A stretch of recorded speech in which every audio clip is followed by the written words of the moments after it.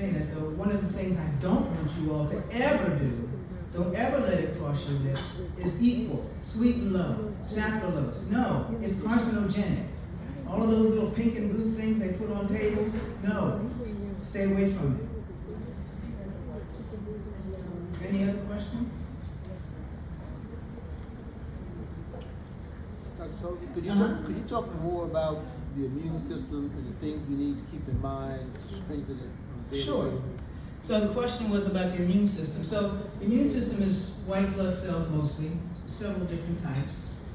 And they're there to protect you. They're there to gobble up, if you will, any virus or bacteria that comes in contact with your bloodstream that it recognizes as a foreign agent. That's what the immune system is. That's it in a nutshell, which is very simple, but it's not that simple, but that's simple for this purpose. So if something comes into your awareness, into your body, the immune system is on, the white blood cells are on alert to go and gobble up that particular thing, literally gobble it up, and put it through the fluids in the system and get rid of it. So things like vitamin C, at least 1,000 milligrams a day, I have that in the book. Things like vitamin D, get your vitamin D tested first before you start taking it because you may not need it. You may be one of those people who has high vitamin D, which is rare, but you might be. Things like quercetin in times of allergies, the fall, the spring. Quercetin is a plant also that helps to protect mast cells.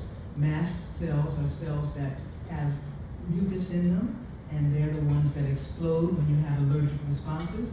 But the quercetin helps to decrease that explosion, if you will. Certainly things like boswellia, but boswellia is more an anti-inflammatory, and any anti-inflammatory would also be good for the immune system. Boswellia is one, flax oil is one, borage oil is one. Those are the ones that I tend to put my patients on. But all those, and those pills are wonderful, and you still have to sleep. You still have to sleep. I can't tell you, I say to my patients, how much sleep do you get? I get 8 hours. Okay, what time? From 1 to 9? No. You need to go to bed the day before you wake up. Go to bed the day before you wake up. And those of you out there that are my patients, you know who I'm talking to. Not go to bed at 1 and get up at 9. That completely throws your circadian rhythm off. That's in the book as well. So you go to bed at 11. Now how do you do that? You shut everything down at 10. That's when you start shutting things down. And that means no iPhones, iWatches, iPads, iTouches, iTablets, none of that. Your bedroom is not your office. Your bedroom is for sleep and other things that begin with S, but not an office. So just be mindful of that. Get rid of it. Put it in another room. Shut it off. Now, unless you have an ailing parent, which I did for a while, so my phone was on. Okay, but now that's not the case. The phone is in the bathroom, it is off. Off. So keep it off. So I love the patients that come in and say, oh yeah, well, I take a shower before bed, then I get in the bed and start playing on my phone. No, because that excites your brain. That excites your brain. All of that screen time, all the stuff that's on the screen, that excites your brain. So put the phone down. Well, I haven't even gotten to that part yet. Put the phone down. That is not okay. You take a shower, you get in the bed. There's nothing that stands between the shower and the bed. Just try it for 2 nights. Just give me 2 nights and see how you feel. Shower, bed. Put your room on 60, 62. Make it cool. But nothing in between that time, between the shower and the bed. And she mentioned the TV. You need to take the TV out of your bedroom. The TV doesn't belong in your bedroom. The TV belongs in the family room or in the living room or somewhere else. But most people say, well, I wake up and the TV's looking at me. And you think that's healthy? No, it's not healthy. Because you get all the rays from the TV, everybody that got cut up and put into the trunk on Law and Order, and everybody that has all No, no. Do not do that. Do not do that. Turn the TV off. Or whatever is on the TV from the music, venues, all that. No. No. Turn the TV off, go to bed. Because you're getting electromagnetic rays from the TV, and you're also getting all the electromagnetic rays from whatever's on the TV. So all of that is cumulative. All of that affects the immune system. So the immune system cannot function well. Just think about it now. The immune system is, everything is energy. Let's start there. Everything is energy. You and I are energy. There's space in between us that's energy. We are slowed down, which is why we can see one another. But we're all energy. You know how you all say, I don't like her energy, I don't like his energy. You keep going. People are energy. So if that energy of law and order, and I don't want to pick on them, of law and order is in your system, in your energy, how do you think that affects you? Negatively. If the news is in your system, how do you think that affects you? Negatively. Because you ruminate on it, you worry about it, you question about it, you talk about it. We are in a swirl of negativity right now in the world. Not just in America, but in the world. We're in a swirl of negativity. You've got to be vigilant. You've got to be aware of what you put in your body, your mind, and your soul. It's your responsibility. You think it's the responsibility of your doctor? You think it's the responsibility of the TV station? No. It's your responsibility. And I can't say that enough. It's your responsibility. Yes? What are your thoughts on integration and re-education of the modern day physician who studies Western medicine and homeopathy?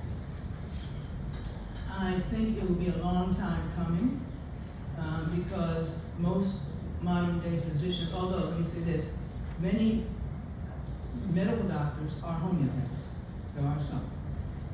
There are, of course, naturopaths and homeopaths, like myself. But most conventional medical doctors think homeopathy is crazy.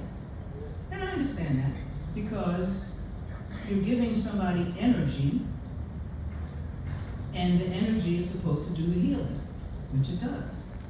And if it didn't work, or if it was placebo, then it wouldn't work on kids, and it wouldn't work on animals, because they don't know, right? They can't think, oh, just give me something to get better. No. But we're giving energy to the immune system, which I just said was energy, right? So we're giving that energy to the immune system to take in and do what it's supposed to do to get rid of the energy that's not supposed to be there. So whether it's depression, anxiety, anger, those are not things that allow for a healthy life. They're limitations, but they're all energy. Anger is energy, sadness is energy, anxiety is energy. You can't touch those things. I can't go up to somebody that's anxious and say, well, I can touch your anxiety. No, it's energy. So I know from what we call provings in homeopathy, that if I give a patient an energetic form of a plant, mineral, or animal substance that has been proven to create the symptoms that match the anxiety of the patient, if I give it in an energetic form, I can get rid of those symptoms. Because the remedy that I'm giving is, the energy of the remedy that I'm giving is stronger than the energy that was created by the organism. So, having said that, 2 reasons. Do you think they're going to decide to be homeopaths? No. Number 2, big pharma is big pharma. Big pharma is big pharma, and it's not going anywhere until the people decide that they are not going to do it anymore. We can't decide. There's not enough of us. Just like when I first came here, people didn't even know what naturopathy was. This was 1988. Imagine. So now some of you know what naturopathy is. And that's what has to happen. I have to keep talking. You have to keep talking. You have to call your insurance companies and say, well, why don't you take naturopathic coverage? Because it's not going to be up to us to do that. I mean, we can do it, and we have, but there's not enough of us, in other words, to make a difference. And Big Pharma is not going to release their stronghold on the economy. So there's actually, I'm in a documentary, I don't know when it's going to come out, but it'll be on my website. There's a documentary that's coming out about homeopathy. We're trying to get it on Netflix, actually. I'm in the documentary. So that might be one thing and one way that things will change a little more rapidly than they have been. But interestingly enough, there are people who are asking for homeopathy, and so things are changing. You know, you're going into stores now, and the sales of homeopathic remedies are up exponentially. Now, I don't necessarily recommend that we do homeopathy on ourselves, but if that's what you want to do, fine. The point is that people are asking for homeopathy because they recognize that, for me, this is the premier system of healing. It really is, and naturopathy. And it's not new. As African Americans, we brought herbs in our hair, in our loincloth if we had it, in our amulets. This is our medicine. This is not some medicine that's foreign. Slaves had little houses, little areas outside their house, their cabin, that were their patch of land, to be able to grow the herbs that they knew would work from West Africa. They knew that. Why? Because they had done it in West Africa. And why? Because the master could not afford to have all of the leeching and bloodletting and all the heroic efforts that Benjamin Rush and his boys were doing and killing the slaves. That didn't make sense, because then there would be no economy. So they had to call Sally. Said, Sally, what do you make of this? Yes, sir, master, I'm going to get some lobelia. Okay. Lobelia is a long-time herb that we actually got from the Native Americans. It was here, but it was very similar to an herb that we had in Mauritania, in West Africa, where many of us came from. So we know about this medicine. This is our medicine. And homeopathy is as well, even though certainly Hahnemann was not an African American, but all of the herbs that he used, we have used for one thing or another. And we have brought here to this country.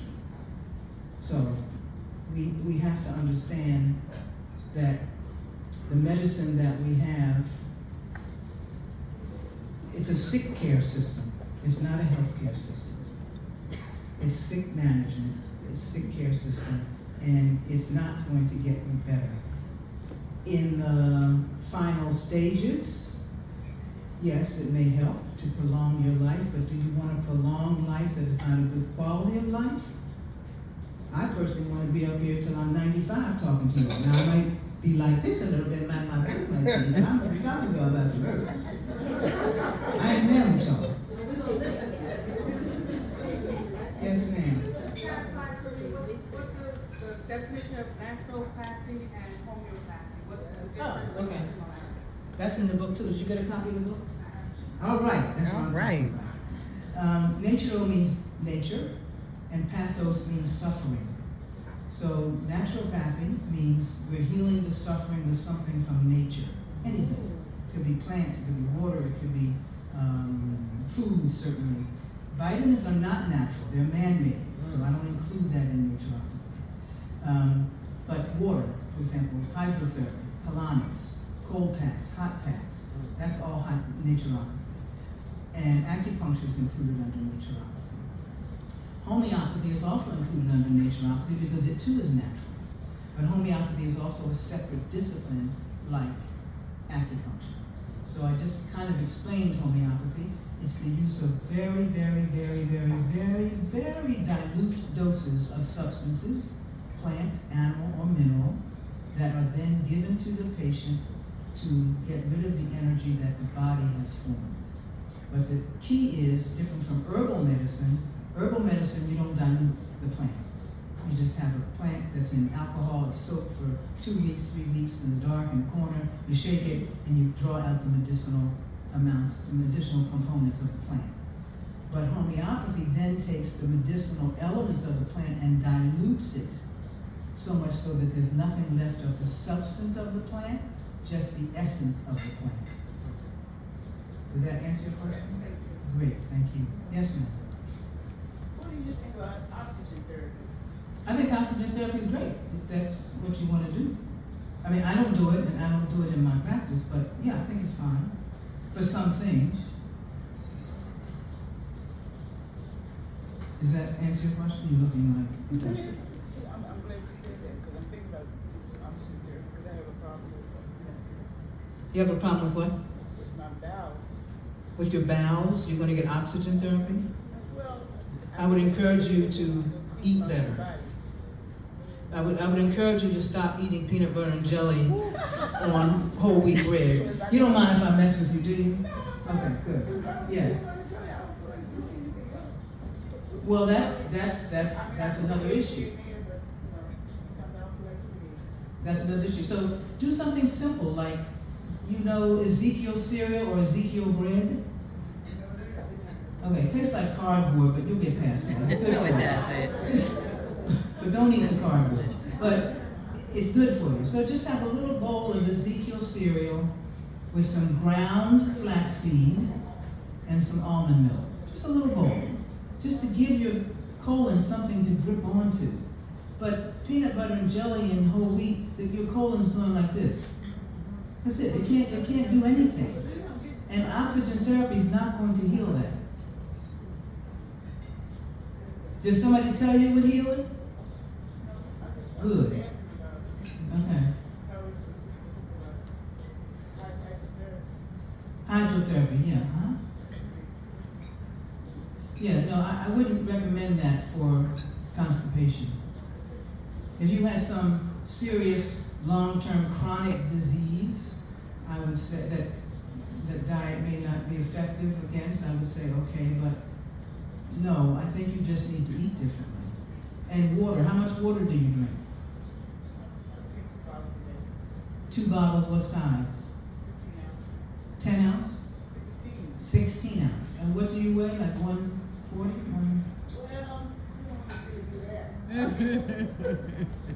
Well, do you drink half your body weight in ounces? You do? Okay. Well, then Michelle is saying, no, you don't. Okay. So between the water and the peanut butter and jelly on the whole wheat bread, I rest my case. Yes. Does it make a difference between purified or spring water? Not Or really. just water? I mean, there's 100 different kinds of water out there. I just wouldn't do tap necessarily, but it's they're getting the hook for me, so the hook's coming. I wouldn't do tap. I mean, I drink Essentia, I drink Deer Park sometimes, I drink many different kinds of water. I'm gonna take one more person, 2 more, you and you. Yes. No, wait a minute, I'm sorry, Ms. Latin, you already asked the question. Let me get somebody who has it. What do you think about honey and agave as sweeteners?